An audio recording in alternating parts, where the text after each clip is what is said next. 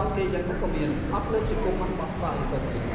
យល់ទេឥឡូវសូមឲ្យអ្នកទាំងអស់គ្នាយកចែកគេនឹងមកប្រើហូបលឹកឲ្យដៃមានគីសាមីមានយ៉ាគូស៊ូគីហើយមានយ៉ាវ៉ាកែន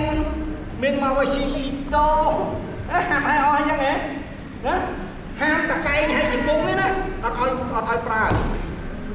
ហាមអីណាកែងដៃក្បាលជង្គង់អត់ឲ្យប្រើទេព្រោះជាអាវុធដែលគ្រោះថ្នាក់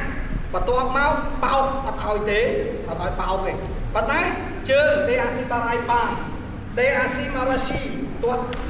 កពួនជើងបានព្រោះយើងមានហាត់គេទាត់មកយើងដកជើងអីហាត់កន្លែងជើងគ្នាហើយមានរហូតដល់ដាក់កូនបាល់ឲ្យយើង SQ ទៀតណាឲ្យយើងបាល់ទៀតហើយវាយគេនេះយើងហាត់ទេយើងហាត់ហើយមានបានយើងយកមកសាកនៅ